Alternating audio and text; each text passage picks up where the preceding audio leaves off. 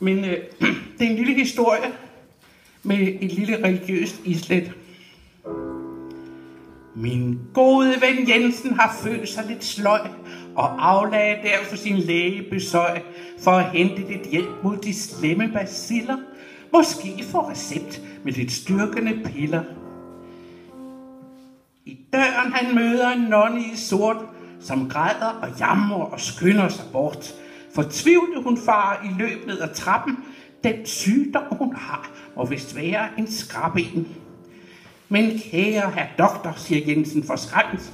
I døren var fingeren nær blevet klemt. Hvad fejler dog denne fortvivlede kvinde? Den nonne, der lige har været herinde. Og lægen han glatter sin kittel så hvid. Jo, jeg har fortalt hende, hun er gravid.